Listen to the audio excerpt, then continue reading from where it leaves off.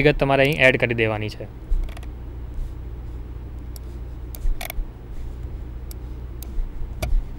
અને ઓપન સ્કૂલમાં પણ તે જ રીતે ફાઇનલ અપ્રુવલ છે,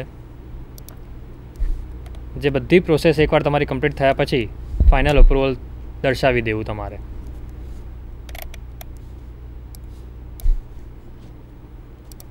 હવે આ વખતથી સંસ્કૃત પ્રથમા જે શાળાઓ છે તેના પણ વિદ્યાર્થીઓ ઓનલાઈન સમાવવાના છે.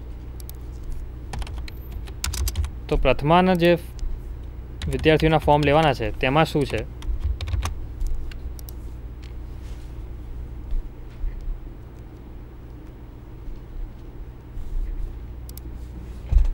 સંસ્કૃત પ્રથમાના ઇન્ડેક્સ નંબર્સ જે અત્યાર સુધી 98 અને 99ની સિરીઝમાં હતા એ હવે પછી 200+ સિરીઝમાં હશે. અને આપના નવા ઇન્ડેક્સ નંબરની ફાળવણી તારીખ 10 થી 15 વચ્ચે કરી દેવામાં આવશે. પ્રથમાના ફોર્મ તે જ પ્રકારના છે.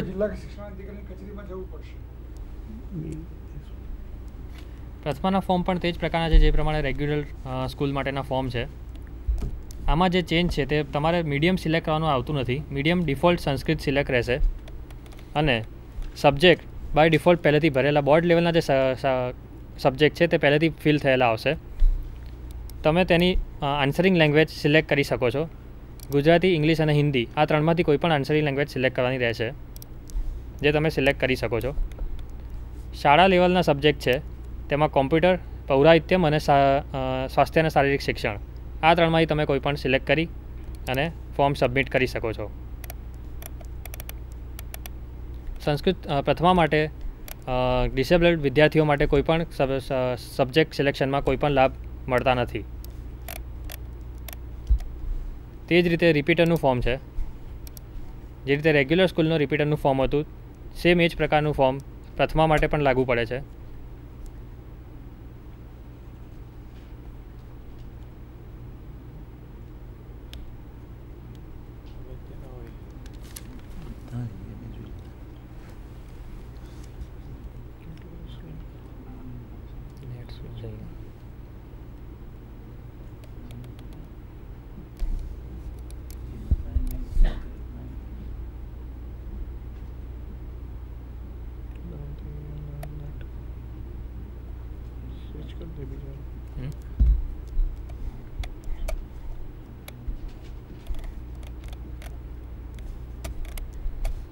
હવે આ જે રિપીટરનું ફોર્મ છે પ્રથમાનું, તેમાં પણ તે જ રીતે વિદ્યાર્થીની પ્રીવિયસ એક્ઝામની ડિટેલ નાખવાની રહેશે અને જે સબ્જેક્ટમાં એક્ઝામ આપવાની હોય તે સબ્જેક્ટની સામે અહીં ટિક કરવાનું રહેશે.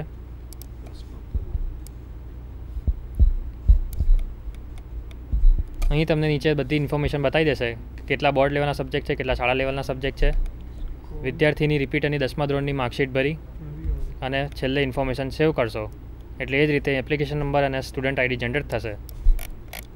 આમાં પણ એ જ રીતે તમે પ્રિન્સિપલ અપ્રુવલ કરી શકો છો, સર્ચ અને એડિટ કરી શકો છો અને પેમેન્ટ ઓપ્શનમાં જઈ શાળાની સંખ્યા દર્શાવી વર્ગોની અને વિદ્યાર્થીની સંખ્યા દર્શાવી અને ચલાણ પર ક્લિક કરી ચલાણ જનરેટ કરવાનું રહેશે અને બેંકમાં જઈ તે ફી ભરી દેવાની રહેશે.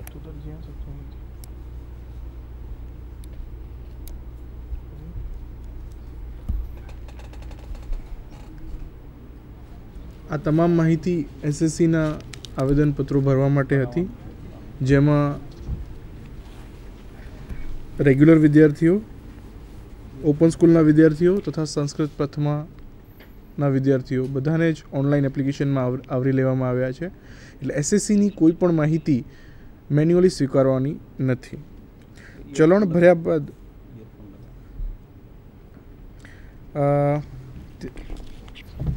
આપણે પ્રશ્નોત્તરી ચાલુ કરીએ એ પહેલાં હું માઇક હેન્ડઓવર કરીશ શ્રી ગોલ સાહેબને, જે આપને ઓપન સ્કૂલ માટે માહિતી આપશે.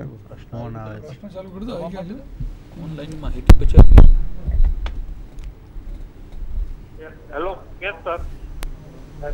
હેલો હેલો હાજી બોલો. હેલો બોલો, આપનો પ્રશ્ન બોલો. Yes sir. પીજી પટેલ હિંમત હાઈસ્કૂલ હિંમતનગર સિનિયર ક્લાસ. હવે સર અમારા ઇન્ચાર્જ આચાર્ય રજા ઉપર જવાથી હવે બીજા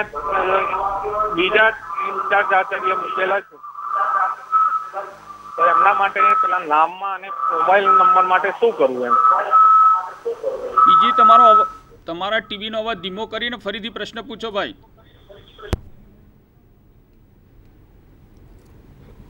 ઇન્ચાર્જ છે તો નંબર કોનો નાખો? મોબાઈલ નંબર તમારો નાખો જે ચાલુ જે સુપરવાઇઝર હોય ને રજા ઉપર બોલો. અમારા ઇન્ચાર્જ આચાર્ય રજા ઉપર જવાથી હવે બીજા ઇન્ચાર્જ આચાર્યને ચાર્જ આપેલો છે. હા, તો એના માટે નામ અને મોબાઈલ નંબર બદલવા માટે શું કરવું એમ? સ્કૂલ રજિસ્ટ્રેશનની અંદર જઈ અને આપ પ્રિન્સિપલની સિગ્નેચર અને એની કોન્ટેક્ટ ડિટેલ ચેન્જ કરી શકો છો, જે આપે કરી લેવી. જ્યાં પણ આવો કેસ છે કે જ્યાં પ્રિન્સિપલ ચેન્જ થઈ ગયા છે અથવા ઇન્ચાર્જ પ્રિન્સિપલ છે, તેની માહિતી નવા પ્રિન્સિપલની માહિતી સાથે અપડેટ કરી શકાશે.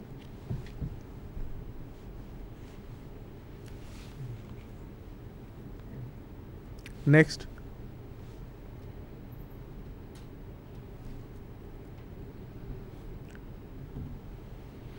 આપ આખી તાલીમમાં આપના મનમાં ઉદ્ભવેલા પ્રશ્નો આપ અમને પૂછી શકો છો. આગામી 20 મિનિટ સુધી આ પ્રશ્નોત્તરી ચાલશે.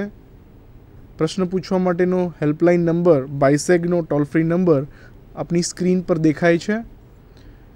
ત્યાં સુધી હું ગોલ સાહેબને કહીશ કે ઓપન સ્કૂલને એડ્રેસ કરે.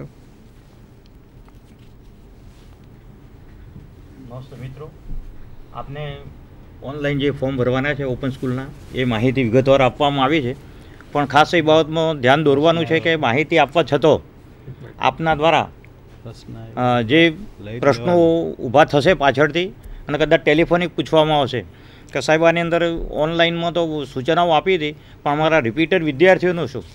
તો મિત્રો, આપના જે આ ફોર્મ 2 મૂકેલા છે એ ઓનલાઈનની અંદર રેગ્યુલર એટલે જે ખાનગી વિદ્યાર્થીઓ જે પહેલી વખત જે એનરોલમેન્ટ થાય છે કે જેને આપણે સર્ટિફિકેટ આપીએ છીએ એ વિદ્યાર્થીઓનું ફોર્મ જુદું છે, અને ખાનગી વિદ્યાર્થીઓ જે ફેલ થયા છે અને રિપીટેડ તરીકે આવશે એનું પણ ફોર્મ સાથે મૂકેલું છે.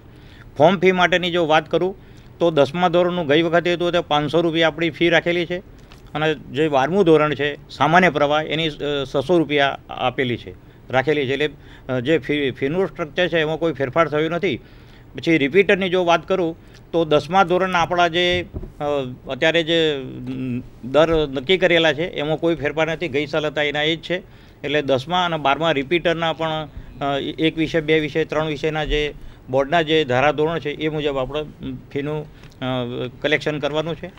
અને જે ચલનની વાત કરી ઓપન સ્કૂલ માટે, તે ચલન જે જનરેટ કરશો એની અંદર સચિવ Shri Gujarat state open school અને એના નામનો આપણે ડિમાન્ડ ડ્રાફ્ટ કરાવવાનું રહેશે.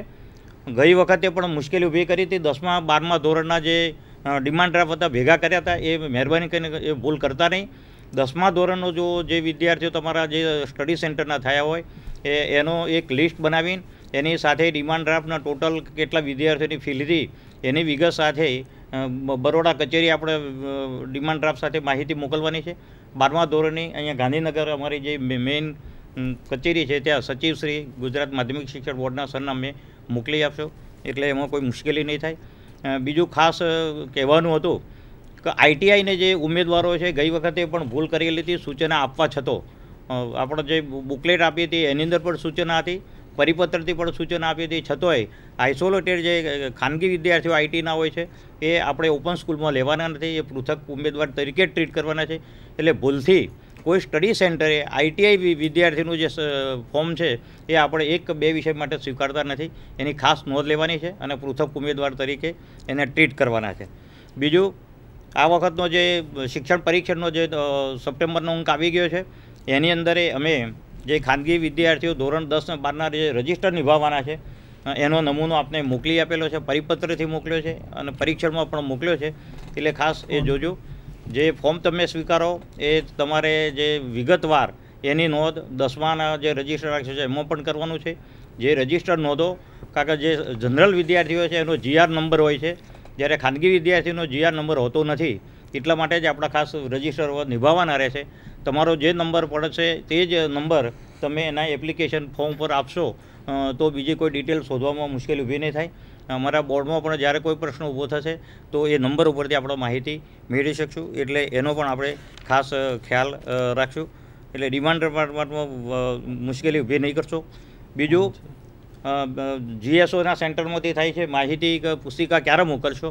તો મિત્રો માહિતી પુસ્તિકા તૈયાર થઈ રહી છે અને લગભગ 10મી તારીખે ઓનલાઈન આની પરિપત્રની સૂચનાઓ અને જે 3 પુસ્તિકાઓ જે તૈયાર થશે ગઈ વખતની જેમ એ વખતે અમે ઓનલાઈન મૂકી દેવાના છે. એ ઓનલાઈન પણ તમે જોઈ લેજો અને બાય પોસ્ટ પણ અમે એ 3 બુકો છે એ પણ અમે રવાના કરશું, એટલે એ ખાસ ધ્યાન રાખજો. Thank you.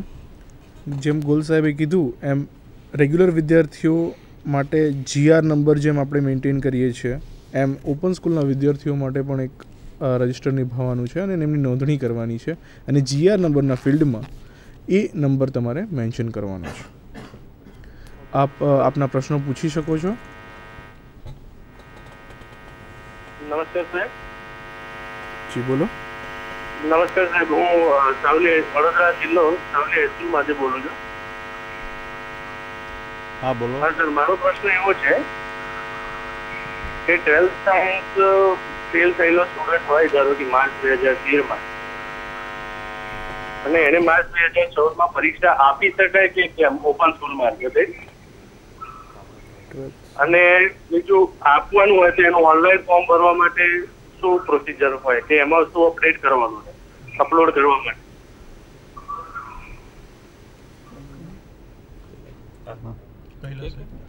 ધોરણ 12 વિજ્ઞાન પ્રવાહમાં નાપાસ થયેલ વિદ્યાર્થી હોય તો એ ધોરણ 12 સામાન્ય પ્રવાહની પરીક્ષા આપી શકે છે. એને બીજા વિદ્યાર્થીઓની જેમ જ ઓપન સ્કૂલ મારફતે પોતાનું આવેદનપત્ર ભરવાનું થાય અને એના અંદરની જે વિગતો છે બધી, એમાં છેલ્લી પરીક્ષાની વિગત 11 ધોરણ પછીની છે એ સાથે 12 ધોરણની વિગત નહીં મૂકે તો પણ ચાલે છે. આપણે એમાં પ્રોવિઝન રાખેલું જ છે, પણ 12 ધોરણ છે એની એક્સ્ટ્રા વિગત અંદર એને મૂકી દેવાની થાય. બાકી પરીક્ષા એ આપી શકે અને સામાન્ય પ્રવાહમાં એ ખાનગી વિદ્યાર્થી તરીકે બેસી શકે.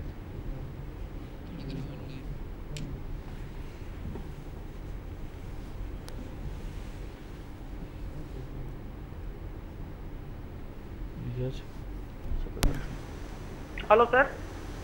हाँ जी बोलो. દિનેશ બારિયા બોલું છું, જબુગામ હાઈસ્કૂલ વડોદરા જિલ્લો.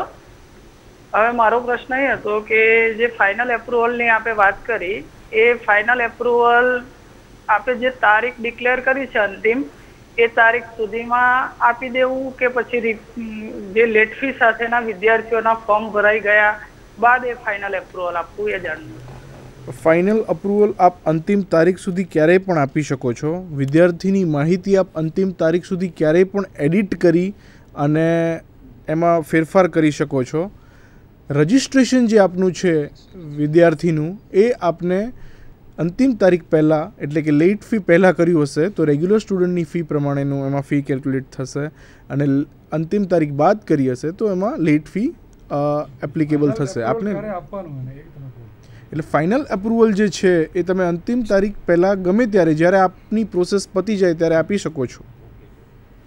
હજુ ઉમેરી લઉં કે જે દિવસે તમારે ધારો કે 60 વિદ્યાર્થીઓ છે તો 60 વિદ્યાર્થીઓના ફોર્મ ભરાઈ ગયા છે, તમને એમ ખાતરી છે કે એક પણ વિદ્યાર્થીનું હવે ફોર્મ બાકી નથી, એ જ દિવસે તમે ફાઇનલ એપ્રુવલ આપી દો છો, એ જ દિવસે તમારી ફી જનરેટ થશે. આ ખાસ કાળજી રાખવાની.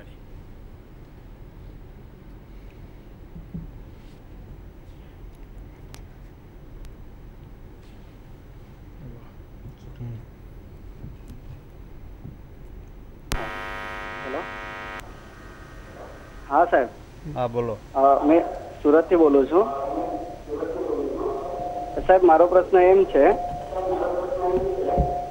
કે આપણા એક વિદ્યાર્થીનો ફોર્મ ભરાઈ જાય એટલે પાછું એને બીજા વિદ્યાર્થીનું ફોર્મ ભરવા માટે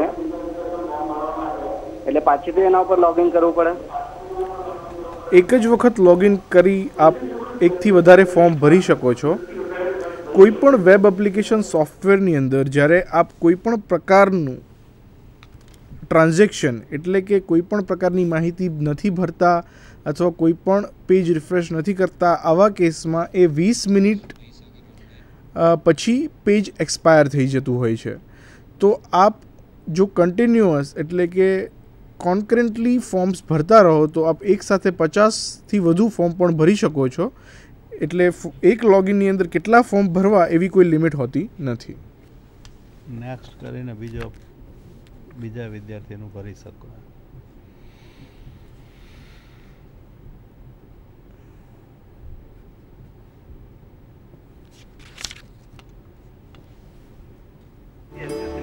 આપી હોય અને આ બસમાં પરીક્ષા આપવા માંગતો હોય તો તેના વિષયો જો અંદર નોંધવાના થાય તો એની અંદર આપણે આવી શકે કયા જૂના કોર્સના? આપનો પ્રશ્ન ફરી રિપીટ કરશો? હાજી નમસ્કાર. જો 1995 એક્ઝામ આપી હોય અને ત્યારબાદ એને આ વર્ષમાં પરીક્ષા આપી છે તો એના જૂના કોર્સના જે જૂના વિષયો બધા ફિલ્ડ થઈ શકશે ખરા કોમ્પ્યુટરમાં? જે સમયે જે અભ્યાસક્રમ અમલમાં હોય, જે વિષયો અમલમાં હોય એ જ વિષયો ફોર્મની અંદર ભરી શકાય. જૂના કોર્સના જે કોઈ વિષય હોય એક પણ વિષય એની અંદર ભરી શકાય નહીં અને એની પરીક્ષા પણ આપી શકાય નહીં. એટલે રિપીટર તરીકે જો એને પરીક્ષા આપવી હોય અને અત્યારના માળખામાં એ વિષય ચાલુ હોય અને મુક્તિ મળવા પાત્ર હોય તો મળી શકે ખરી. બાકી રહેતા વિષયોનું જે નવું માળખું છે એમાંથી વિષય જૂથ પ્રમાણે પસંદગી કરી અને બાકીના વિષયોની પરીક્ષા આપવાની થાય.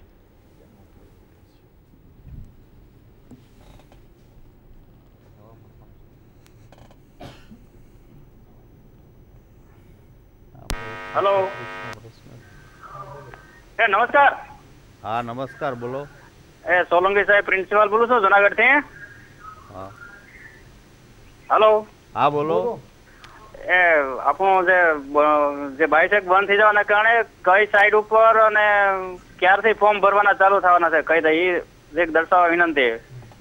કઈ તારીખથી અને કઈ સાઈડ ઉપર અત્યારે ખુલતું નથી. આપણે બોર્ડની સાઈડ ઉપર તો લિંક નથી બતાવતી અત્યારે. તો કઈ સાઈડ ઉપર અને ક્યારથી ફોર્મ ભરવા જરીક વિગતવાર સાહેબ માહિતી આપજો. બાયસેક બંધ હતો અમારે અહીં માણાવદર. આજે જે કોઈ કાર્યક્રમ રજૂ થયો છે એ કાર્યક્રમનું આવતીકાલે 11 થી 2 રિપીટ ટેલિકાસ્ટ થશે.